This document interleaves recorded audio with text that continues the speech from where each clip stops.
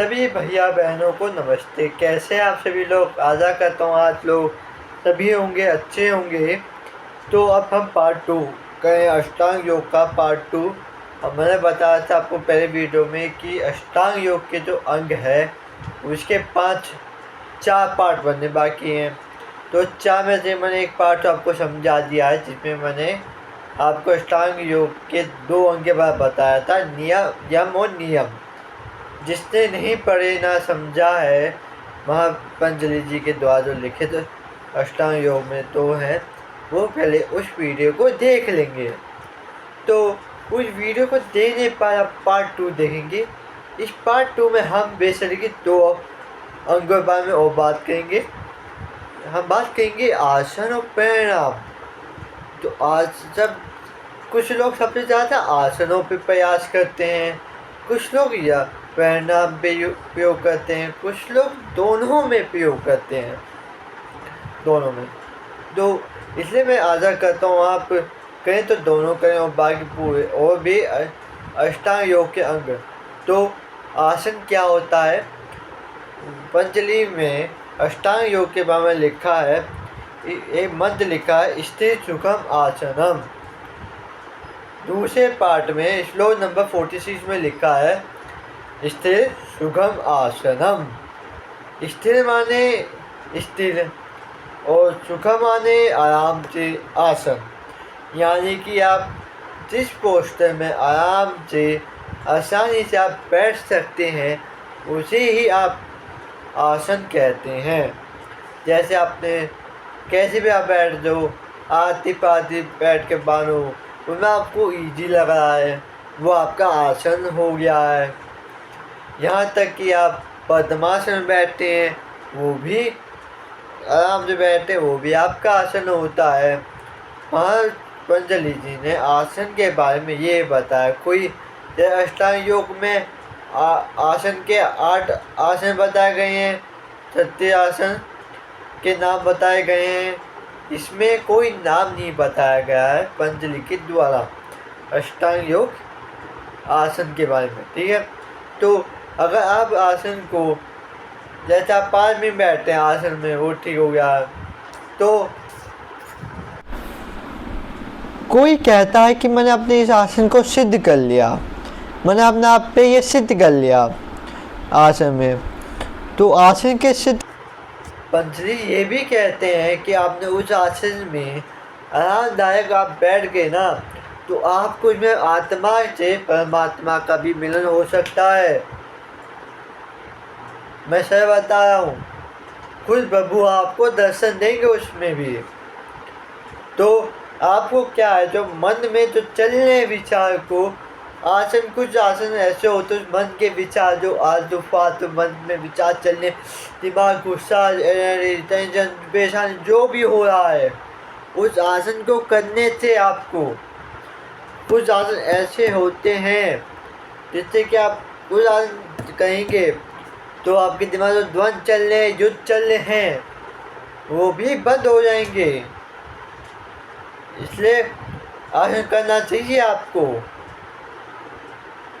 आसन के साथ आपको यम नियम का भी पालन करना चाहिए। अगर आप यम नियम का पालन नहीं करेंगे, आसन करने लगेंगे, तो आप 10 साल 50 साल कितने साल लगा लो, वो सिद्धि प्राप्त नहीं होगी जब तक आप यम और नियम का पालन नहीं करेंगे। जब तक तो क्या करना है, यम नियम का पालन आप में पार्ट 1 देखिए जरूर। उस वीडियो को मैंने थोड़ा अच्छे से एक्सप्लेन किया है आपको आम लैंग्वेज में।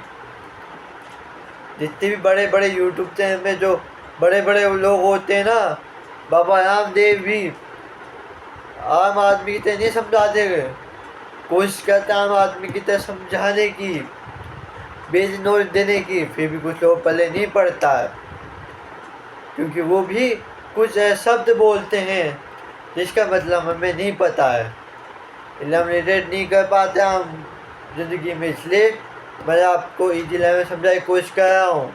अभी तक मेरे यूट्यूब चैनल पर अभी तक है तो चैनल को सब्सक्राइब करें और लाइक शेयर जरूर करें, जिससे कि मुझे भी आगे जाके हौसला पड़ सके और मैं आपको थोड़ा और अच्छे से और तरीके से और एक्सप्लेन करूँ थोड़ा और जाके। इसे क्या लाइक और शेयर सब्सक्राइब जरूर करें, जिससे कि आपको ऐसी वीडियो मिलती है और मेरा हम लोगों को हौसला मिलता रहे। अब बात करते हैं हम परिणाम में। हमने आज से बात पढ़ लिया, अब हम बात करें परिणाम पे। परिणाम होता क्या है? परिणाम क्या करता है? हमारे श्वास और प्रश्वास के आदान प्रदान ही परिणाम हमारा कंट्रोल करता है। श्वास और श्वास आदान प्रदान, श्वास लिया श्वास छोड़ा, अगर आपने इसको कंट्रोल कर लिया तो आसन में और मदद कर सकता है। आसन करने के बाद परिणाम जरूर करें। परिणाम में 3 चीज़ें होती हैं, कुंभक, रेचक और पूर्वक। पूर्वक का मतलब होता है श्वास लेना, और पूर्वक का मतलब होता है श्वास को लेना। कुंभक का मतलब होता है श्वास को रोके रखना। रेचक का मतलब होता है श्वास को छोड़ना। पूरक, कुंभक और रेचक, इन तीनों को परिणाम जोड़ें तो आप आसानी से अपने श्वासों को आराम से कंट्रोल कर सकते हैं। और जितना कम श्वास लेंगे, भगवान क्या होता है, भगवान ने हमें श्वासों पर गिन के दिए हैं श्वास। ऐसे आराम से श्वास, तेज श्वास लेंगे तो आयु कम होती है। कई बार तो कम उम्र में लोग क्यों मर जाते हैं? क्योंकि जितने भगवान श्वास ली है उसको जल्दी ही ख़त्म कर देते हैं। खासकर टेंशन तनाव से श्वासों की गति बढ़ती है, लेने और देने की गति बढ़ती है। उसको कंट्रोल करने के लिए, दिमाग को फ्री करने के लिए प्राणायाम करना ज़रूरी है। और प्राणायाम किस टाइम करना चाहिए? सुबह की तरह, सुबह सुबह करना चाहिए। क्योंकि सुबह क्या होता है, ऑक्सीजन लेवल अधिक होता है। फेफड़े में अगर श्वास जाएगी तो फेफड़े की क्या है, कैपेसिटी बढ़ेगी और आयु और लंबी होगी आपकी। इसलिए सुबह लेना चाहिए, शाम को कम करना चाहिए। क्योंकि शाम के टाइम ऑक्सीजन लेवल कम होती है, क्योंकि हम लोग पूरे दिन क्या करते हैं, गाड़ी बाइक चलाते रहते हैं, इसलिए प्रदूषण बढ़ता है। और महर्षि पतंजलि ने आज प्राणायाम के 2 लाभ बताए हैं। कौन से बताए हैं 2 लाभ? मैं बताता हूँ आपको। प्राणायाम से क्या होता है? पहला ये होता है, प्राणायाम के अभ्यास करने से प्रकाश यानी ज्ञान की प्राप्ति होती है। क्योंकि ये तो श्वास है, ये ब्रेन को भी खोलता है। जब अगर प्राणायाम करेंगे तो श्वास का जो पेन है वो और खुलेगा, जिससे कि आप और अधिक ज्ञान ले पाएंगे। इसलिए हमें प्राणायाम करना चाहिए और इसे आसन के बाद डेली अभ्यास में लाना चाहिए। दूसरा क्या होता है, इसमें प्राणायाम के अभ्यास से मन में धारण की योग्यता बढ़ती है।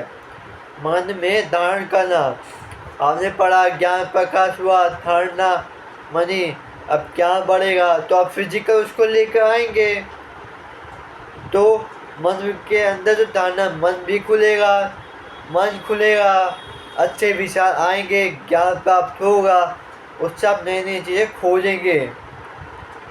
इसलिए प्राणायाम करना ज़रूरी है।